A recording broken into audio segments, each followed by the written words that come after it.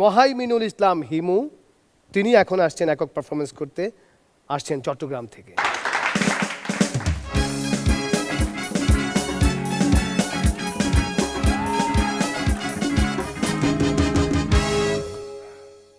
নিপুণ আপু, আপনি আমার কষ্টটা বুঝতে পারবেন, কেননা আমি কম্পিউটার সায়েন্সে পড়ি এই কথাটা শোনার পর যে সকল লোক জানতে পারে যে আমি একটা কম্পিউটার নষ্ট হয়ে গেলে ঠিক করতে পারি না, সেই সকল লোককে কোনোভাবেই বোঝানো সম্ভব না যে ভাই আমি কম্পিউটার ইঞ্জিনিয়ার, কম্পিউটার মেকানিক না। এই আলোকিত সমাজে একমাত্র আমি আছি অন্ধকারে ঘেরা। সেই দিন ঘরে বসে ডায়েরিতে এই লাইনগুলো লিখছিলাম, হঠাৎ করে ছোট বোন ঘরে ঢুকে এসে ডায়েরিতে লাইনগুলো পড়ে বলে, হ তাই তো কই, তুই ঘরে ঢুকলে কারেন্ট থাকে না কে? সাজু ভাই, মেয়ে মানুষ আর চুম্বক এদের মধ্যে পার্থক্য কি? চুম্বকের তো দুইটা দিক থাকে, উত্তর আর দক্ষিণ। আর একটা মেয়ে মানুষ একটা জায়গায় রাইখে দেখেন চারদিকের সব ছেলেরা আকর্ষণ করে। যারা আমার এই কথা বিশ্বাস করতে চান না, নিপুণাপুর চারদিকে তাকাই দেখলেই তো হয়। তো সাজু ভাইয়ের দ্বিতীয় অ্যানিভার্সারিতে তার স্ত্রী তাকে এসে বলছে, ওগো জান শুনছো, প্রথম অ্যানিভার্সারিতে তো আমাদেরকে একটা লোহার খাট দিয়েছিলে, দ্বিতীয় অ্যানিভার্সারিতে কি দেবে? কয় হ বেশি কিছু দিমু না, ওই লোহার খাটটার সাথে কারেন্টের সংযোগ লাগাই দিমু। তো ভাই, এই পৃথিবীতে সবচেয়ে ফ্লেক্সিবল বাণীটা শোনা যায় জুতার দোকানে। কেননা একটা পছন্দ হওয়া জুতা পরার পর যদি টাইট হয়ে যায় বলবে কিছুদিন পরেন ছাইরা দেবে, আর যদি লুজ হয় বলবে কিছুদিন পরেন ফিট হয়ে যাবে। বাঙালিদের নামে খুব একটা বদনাম আছে যে তারা আরামপ্রিয়। তো আজকে আমি প্রমাণ করে দিয়ে যাব যে এই বাঙালিরা আরামপ্রিয় নয়, তারা বিজ্ঞান বুঝে।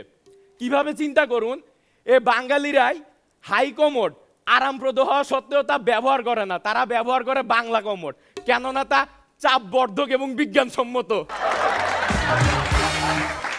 নিপুণ আপু, জুয়েলাইজার কি জাদু করে?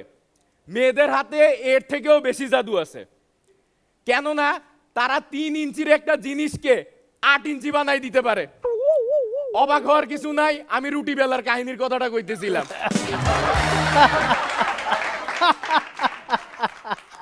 সাজু ভাই, পাগলা গারদে নারী আর পুরুষদের একসাথে রাখা হয় না কেন? কেন? পাগল হইলেও এত পাগল হয় নাই যে হাতের কাছে সুযোগ পাইয়াও ছাইরা দেবে। ধন্যবাদ। বাহ,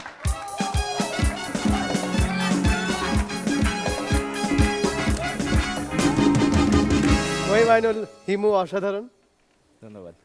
বলার অপেক্ষা রাখে না যে তুমি খুবই সুন্দর জোকস বলো, বুঝিয়ে বুঝিয়ে বলো, পাঁচ লাইনে গিয়ে সত্যিকার আঘাত দিতে পারো। দুটো জোকের মধ্যে যে একটা পজ দরকার সেটাও তুমি দাও, সবই করেছো। এবং তুমি একজন বলিষ্ঠ তরুণ, সেটাও খুব ভালো লাগে। তবে আজকে একটা জিনিস আমার মনে হয়েছে, আগের বারের চেয়েতে তুমি হাতের ব্যবহার কম করেছো। তুমি বারবার হাত লক করছিলে, যেটা আগের বারে করনি, কিন্তু জোক আমরা খুব এনজয় করেছি। টায়ার্ড হয়ে গেলেও হাতের ব্যবহার কমায়ও না প্লিজ। আমার মনে হয় তোমার এবারের প্রিপারেশন অনেক ভালো ছিল, কারণ দেখো আমি এখনো হাসছি। আর যেটা জুয়েলদা বললো যে আসলে তোমার জোকসগুলো খুব ক্লিয়ার ছিল, বুঝতে পারছিলাম যে এটার পরে যে পাঞ্চ লাইনটা আসছে এবং সেটা খুব প্রাণ খুলে হাসা যাচ্ছিল। তাই আমার মনে হয় যে তুমি বুঝতে পারছিলা যে তোমার যে কোথায় দুর্বলতা ছিল সেটাকে তুমি রিকভার করছো এবং খুব ভালোভাবে করেছো।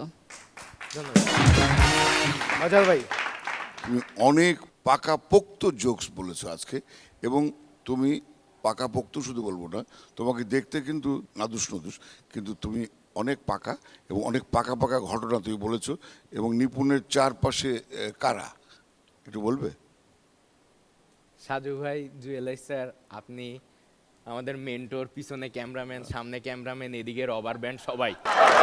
তাতে তাতে তাতে তাতে নিপুণের অসুবিধা কি বা আমাদের অসুবিধা কি?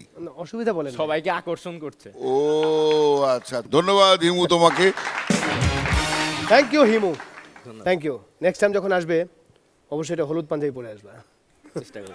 Thank you.